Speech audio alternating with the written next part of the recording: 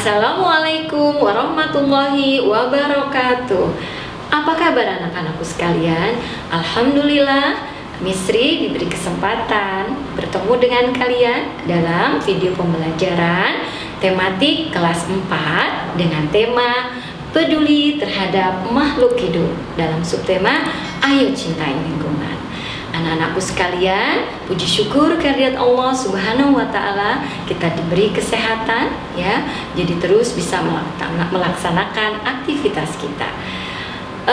Anak-anakku sekalian, ada tujuan pembelajaran tentu yang ingin disampaikan ya. Misri harapkan setelah kita belajar tematik kali ini, yang pertama adalah menumbuhkan rasa cinta dan peduli terhadap alam sekitar. Yang kedua, anak-anakku sekalian mengetahui perbedaan antara cagar alam, suaka marga satwa, dan taman nasional. Baik, sebelum dimulai pembelajaran kali ini, mari kita berdoa terlebih dahulu kepada Allah Subhanahu wa Ta'ala. Kita mohon agar dimudahkan pemahaman kita, memahami ilmu yang sedang kita pelajari, dan dimudahkan juga untuk bisa mengamalkannya. Kita mulai berdoa ya. A'udzu billahi minasyaitonir rajim. Bismillahirrahmanirrahim.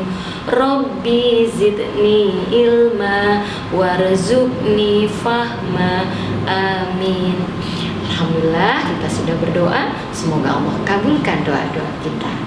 Baik, beberapa waktu lalu Misri pernah menyampaikan tugas pada kalian semua untuk berdiskusi dengan ayah bunda di rumah ya, terkait sikap apa yang bisa kalian lakukan minimal di rumah sebagai bentuk peduli terhadap lingkungan alam sekitar.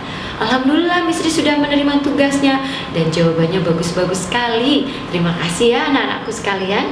Nah, kali ini kita akan membahas bagaimana sikap pemerintah kita dalam upaya melaksanakan sebuah sikap mencintai alam sekitar. Dituangkan dalam bentuk apa ya kira-kira? Ternyata memang upaya melestarikan alam ini menjadi tugas kita bersama. Kita di rumah, di sekolah, di lingkungan kita, dan tugas pemerintah. Nah, teman-teman, keberagaman makhluk hidup di sekitar kita ya, itu harus dilestarikan, karena kalau tidak bisa mengalami kepunahan, dan ini menjadi tugas kita bersama. Ada banyak cara yang dilakukan oleh pemerintah dalam rangka melestarikan hewan dan tumbuhan di sekitar kita. Yang pertama bisa dengan cara cagar alam ya, yang kedua bisa dengan suaka marga satwa, atau juga yang ketiga dengan cara mendirikan taman nasional. Baik, mari kita bahas satu persatu ya. Yang pertama adalah cagar alam. Cagar alam, apa sih cagar alam? Cagar alam biasanya di dalamnya berisi dengan tumbuhan, hewan dengan ekosistem yang khas, memiliki kekhasan, memiliki ciri khusus ya. Kemudian sesuatu yang ada di dalam cagar alam dibiarkan berkembang secara alami, tidak ada rekayasa campur tangan manusia. Kemudian supaya tidak terganggu, tentu penjagaan di cagar alam ini sangat ketat ya anak-anakku sekalian. Karena itu semua kegiatan terkait wisata atau mungkin kegiatan komersil lainnya dilarang di cagar alam ini, kecuali orang-orang tertentu yang sudah mendapatkan izin khusus dari pemerintah ya. Karena apa? Tentu ada satu hal yang spesifik tadi di cagar alam ini yang ingin dilestarikan supaya tidak terganggu. Baik anak-anakku, kita lihat sebentar videonya. Apa sih cagar alam itu? Yuk kita saksikan bersama.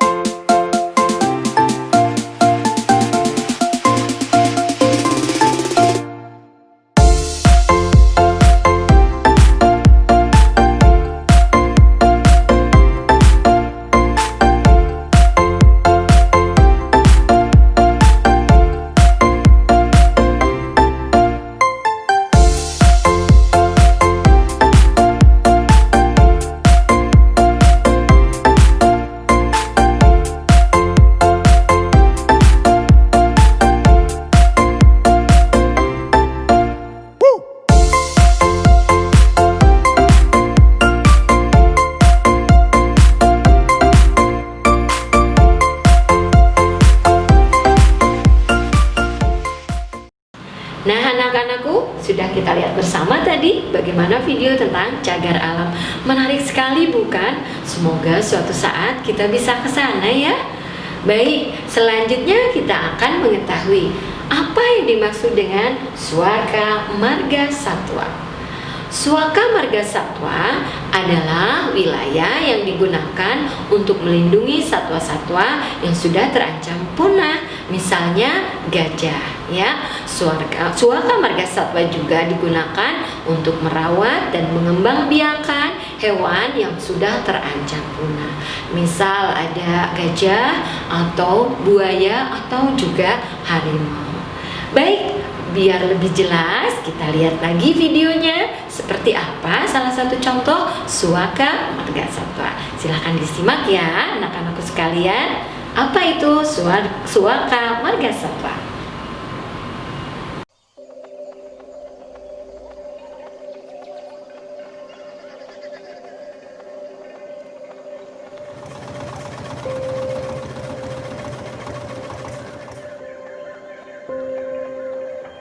Seiring menyempitnya kawasan hutan yang menjadi habitat orangutan dan satwa endemik Kalimantan, membuat pihak-pihak yang peduli satwa terancam punah ini berusaha mencari kawasan yang bisa menjadi hunian permanen bagi mereka.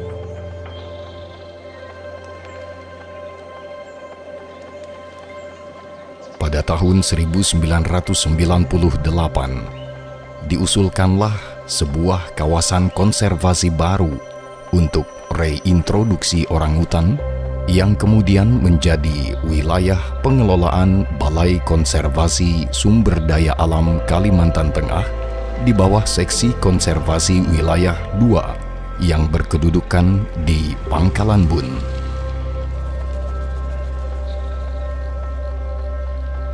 Sebelum menjadi Suaka Marga Satwa, pada kurun waktu 1976 hingga 1993, kawasan ini merupakan hutan produksi yang menjadi areal konsesi dari 3 perusahaan pemegang hak pengusahaan hutan.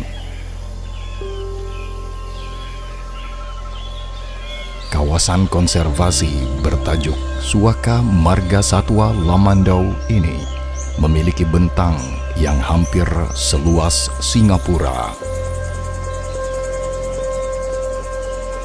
Wilayah administrasinya masuk ke dalam 2 kabupaten di Kalimantan Tengah, yaitu Kabupaten Kota Waringin Barat dan Sukamara. Menjalankan fungsinya sebagai kawasan suaka alam, Suaka Marga Satwa Lamandau telah menjadi habitat alami bagi populasi hidupan liar yang hanya ada di Indonesia, serta menjadi lokasi pelepas liaran dan translokasi satwa liar terancam punah khas Kalimantan seperti orangutan, bekantan, bahkan satwa reptilia seperti buaya muara dan buaya sapit.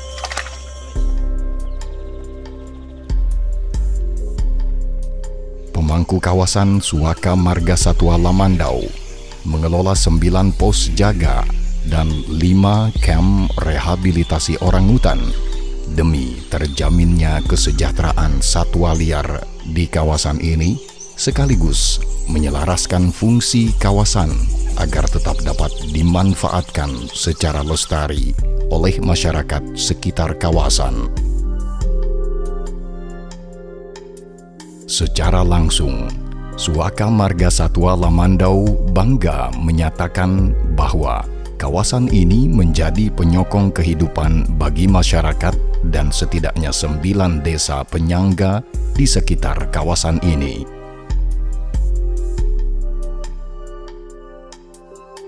Berperan sebagai penyedia air tawar di kala kemarau, Desa Tanjung Putri sangat terbantu dengan air layak konsumsi di sungai-sungai di dalam Suaka Marga Satwa Lamandau ketika sumur tanah di desa mereka airnya payau.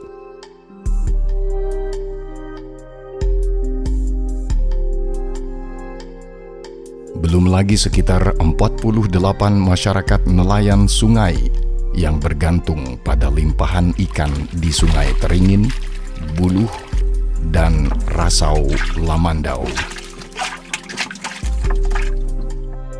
Tak luput juga para penyadap getah jelutung atau pantung yang berusaha mencari getah pohon ini di musim kemarau untuk dijual sebagai penghasilan.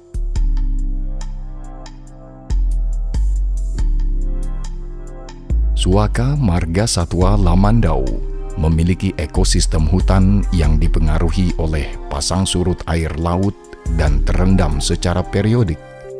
Dihuni oleh jenis vegetasi hutan rawa yang tahan terhadap kadar asam yang cukup tinggi. Oleh karena sering terendam, maka vegetasi yang hidup di hutan tersebut beradaptasi dengan menumbuhkan akar nafas agar lebih leluasa mendapatkan oksigen pada air pasang.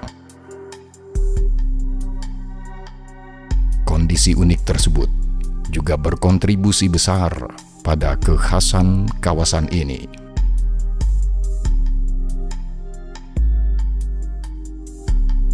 Selain potensi biodiversitas khas Kalimantan dataran rendah, Suaka Marga Satwa Lamandau memiliki keistimewaan, yaitu terdapat danau burung yang menjadi tempat singgah dan berkembang biak burung-burung migran.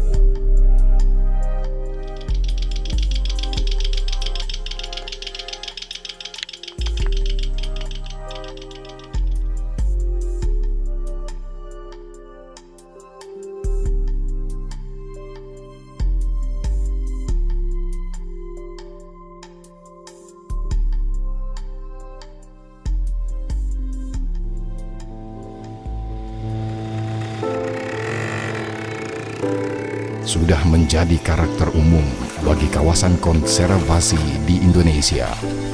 Ketika penyebab ancaman terhadap kawasan lindung adalah manusia dan segala kegiatan sehari-harinya. Upaya-upaya perlindungan terhadap gangguan kawasan secara rutin dilakukan dengan melaksanakan patroli polisi kehutanan dan diutamakan pendekatan pemberdayaan masyarakat sehingga niat untuk melakukan gangguan kawasan dapat diminimalkan.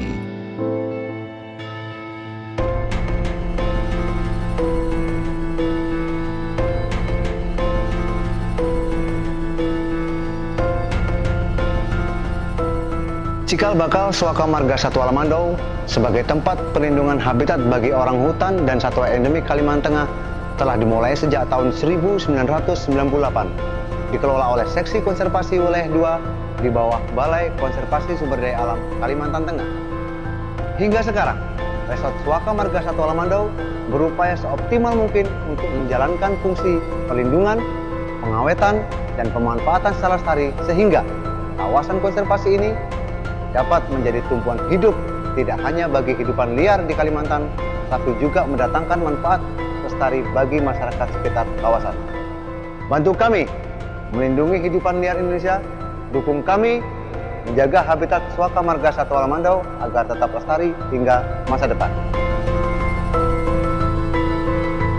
Semoga keberadaan Suaka Marga Satwa Lamandau selalu dapat menjadi penyokong kehidupan bagi alam, satwa, dan masyarakat.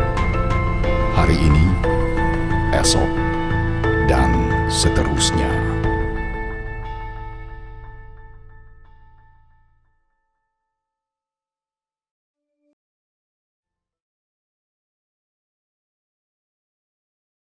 Baik, kita sudah saksikan. Masya Allah, luar biasa ya teman-teman. Suaka Marga Satwa lebih keren. Jadi pingin ya kita ke sana. Anak-anakku pingin tidak ke sana. Semoga suatu saat kita bisa ke sana ya, melihat seperti apa Suaka Marga Satwa. Nah, sekarang yang terakhir, yang ketiga, kita akan cari tahu apa sih Taman Nasional. Taman Nasional agak mirip dengan cagar alam. Hanya perbedaannya, Taman Nasional bisa dikunjungi oleh umumnya tidak memerlukan izin khusus, sehingga kita bisa berwisata ke sana.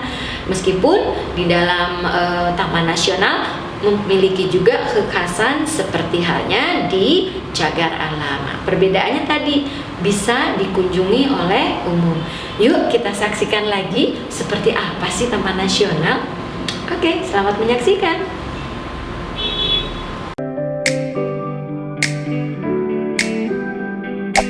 Provinsi Banten memiliki beragam keunikan tersendiri.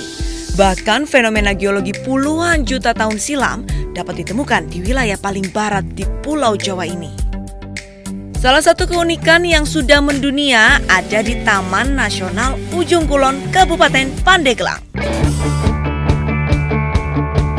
Sudah menjadi rahasia umum jika Ujung Kulon merupakan tempat asal dan rumah bagi hewan endemik yakni badak Jawa atau Rhinoceros sondaicus. Untuk melihat langsung habitat dari hewan yang hampir punah ini, kami pun menjelajahi kawasan Cidaon bersama tim Rhino Protection unit Taman Nasional Ujung Kulon.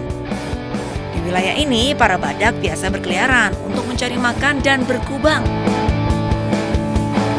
So guys, sebelum kita masuk ke dalam hutan lebih dalam lagi, nggak lama kita berapa jalan, terus ketemu sama tumbuhan atau tanaman yang biasanya dimakan sama badak. Nah ini namanya jaruju, daun jaruju. Dia teksturnya atau bentuknya tuh ada duri di ujung-ujungnya.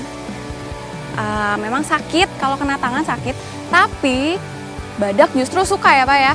Karena dia ini mengandung banyak air atau banyak cairan, jadi dimakan sama badaknya.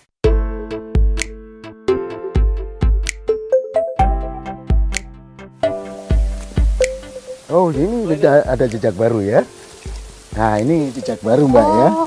Kenapa jejak baru? Ini yang bekas dia tincak nih belum rusak. Oh. Ya, kita prediksi ini belum rusak dan jejak masih nampak sekali.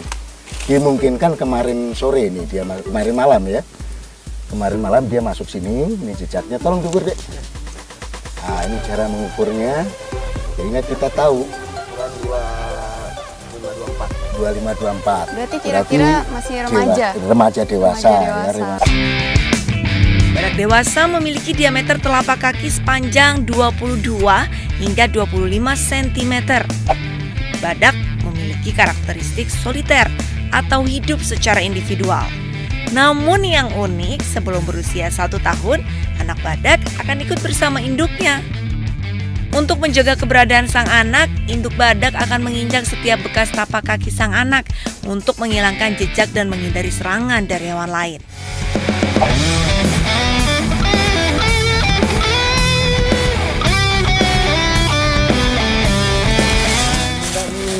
Ini bekas dimakan badak juga ini. Oh ini bekas dimakan badak juga? Ya. Oh ini namanya songgom. Tadi kita udah ketemu jaruju, ada lampeni, ada kiendok, ada salam. Sekarang ketemu lagi songgom. Nah ini uniknya, selain dimakan badak, ini kita juga bisa makan sebagai survival dan bisa dijadikan obat untuk wanita ya Pak ya. Iya, coba sedikit ya. Nah ini coba. Oh dikunyah telan bisa Pak? Enak kan? Kayak rasa jambu dah. Kayak lalapan sih. Nah ini memang lalapan juga. Lalapan ya? Nah berhubungan dengan pakan badak, ternyata badak sendiri bobotnya itu bisa mencapai 2.300 kg atau 2,3 ton. Bayangin, itu disebabkan karena badak itu setiap harinya makan minimal aja 50 kg. Daun songgom merupakan tanaman belukar yang memiliki nama ilmiah Barrington macrocarpa. Daun ini biasanya tumbuh di sepanjang aliran sungai dan banyak ditemukan di wilayah Asia seperti Myanmar, Thailand, Vietnam, ataupun Malaysia.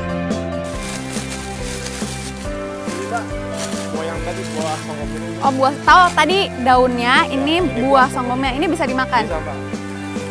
Maksudnya langsung digigit aja? Bisa digigit juga. Kayak kacang gitu ya? Iya. Nah jadi setelah dibuka, ini yang dimakan tuh bagian dalamnya. Ini apa sih kayak biji gitu ya sebenarnya? Kayak kacang.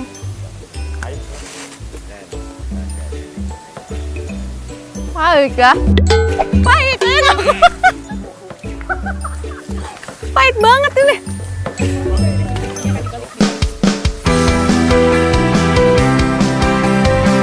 Taman Nasional Ujung Kulon juga terdapat tim Rhino Monitoring Unit atau RMU untuk memantau aktivitas badak. Salah satunya dengan memasang kamera trap.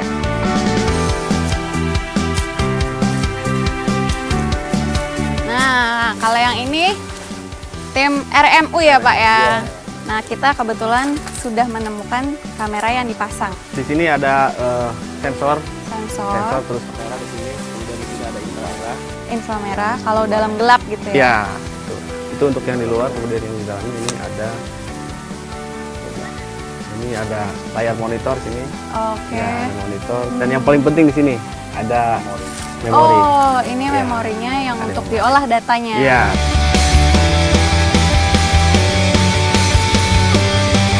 Kubangan badak. Oh, ini kubangan Ya. badaknya. Ya, kebetulan lagi musim kemarau ya kering. Oh, jadi ini dia nih spot yang disukain sama badak ya. Iya. Kebetulan ini lagi musim kemarau. Jadi nggak ada airnya. Nggak ada air, ya. Biasa kalau musim Kalau musim hujan hujan ada airnya sedikit, Iya. terus dia berendam-berendam di sini. Kebiasaan berkubang di lumpur menjadi salah satu sifat yang dimiliki badak. Tujuannya untuk menjaga suhu tubuh agar tetap dingin dan juga untuk beristirahat. Lumpur ternyata mampu membuat kulit badak semakin sehat dan menghindarinya dari gigitan nyamuk maupun serangga penghisap darah lainnya. Populasi badak menurun drastis, jumlahnya hanya 30-35 ekor. Ini berdasarkan sensus manual. Tahun 2000 jumlah mereka meningkat berdasarkan video trap yang lebih akurat untuk mengidentifikasi karakteristik mereka. Sekarang jumlah mereka ada 68 ekor, 30 betina dan 38 jantan. Hal ini kurang ideal karena seharusnya jumlah betina lebih banyak daripada jumlah jantan. Status dari badak sendiri adalah Appendix One-Sighted atau dilindungi, dilarang diperjualbelikan, dan dilarang dibunuh. Cula badak memiliki panjang hingga 20 cm dan diprediksi memiliki khasiat sebagai obat. Itu sebabnya mereka sering diburu, tetapi menurut hasil penelitian hal ini tidaklah benar. Gunanya sendiri adalah untuk memotong tumbuhan atau pepohonan yang tebal, juga untuk melindungi kepala dan hidung badak. Setelah melihat habitat badak, saya akan melanjutkan perjalanan melihat keunikan lainnya yang dimiliki Banten. Dari Padang Rumput Cidaun untuk Geopark Indonesia. Sesaat lagi, tetap di Geopark Indonesia.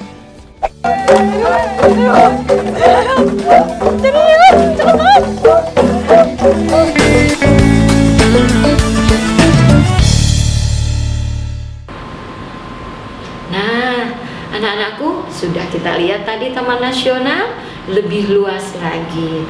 Aduh, makin ingin ya kita jalan-jalan ke sana. Teman-teman pingin tidak ke sana? Kita berdoa semoga suatu saat Allah beri izin kepada kita, dia berikan kesempatan kita bisa ke sana. Nah, anak-anakku, ternyata upaya-upaya tadi yang sudah dilakukan oleh pemerintah, mendirikan cagar alam, membuat suaka marga satwa, dan mendirikan taman nasional, ternyata memang sudah sesuai dengan yang Allah Subhanahu wa Ta'ala perintahkan pada kita semua. Apa itu? Bumi ini Allah ciptakan untuk diambil manfaatnya oleh umat manusia. Untuk apa? Untuk melangsungkan kehidupannya di muka bumi, ya. Tetapi ada aturannya. Kita lihat yang Allah sampaikan di dalam Quran surah Al-A'raf ayat 56. Ya, kita baca. A'udzu billahi minasyaitonir rajim. Bismillahirrahmanirrahim. Wala tufsidu fil ardi ba'da islahiha wad'u khaufan wa tama'a inna rahmatallahi qaribum minal muhsinin. Artinya, dan janganlah kamu berbuat kerusakan di bumi setelah diciptakan dengan baik. Berdoalah kepadanya dengan rasa takut dan penuh harap. Sesungguhnya rahmat Allah sangat dekat kepada orang yang berbuat kebaikan. Nah, mendirikan cagar alam, mendirikan Suaka Marga Satwa dan mendirikan Taman Nasional adalah upaya kita untuk berbuat kebaikan terhadap alam sekitar sebagai bentuk syukur kita kepada Allah Subhanahu wa Ta'ala atas limpahan karunia-Nya diciptakannya alam semesta ini untuk manusia. Nah, anak-anakku sekalian, sampai di sini video pembelajaran tematik kali ini dengan tema peduli terhadap makhluk hidup dengan subtema Ayo Cintai Lingkungan. Semoga setelah kalian belajar mempelajari video ini akan tumbuh rasa cinta kalian pada alam sekitar, lebih bersyukur kepada Allah, dan tumbuh sikap menjaga kelestarian alam sekitar. Semoga video ini bermanfaat untuk semua ya. Baik, sudah selesai. Sebelum kita akhiri, kita tutup bersama dengan mengucap hamdalah.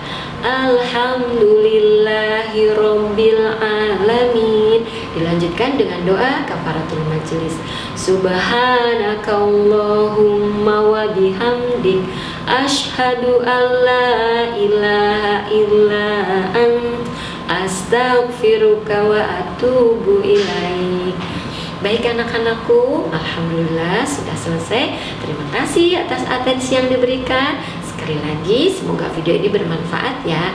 Jangan lupa untuk selalu like, comment, and subscribe. Oke, sampai ketemu di video berikutnya di lain waktu, lain kesempatan, dan tentu dengan pembelajaran yang berbeda. Terima kasih. See you. Bye-bye.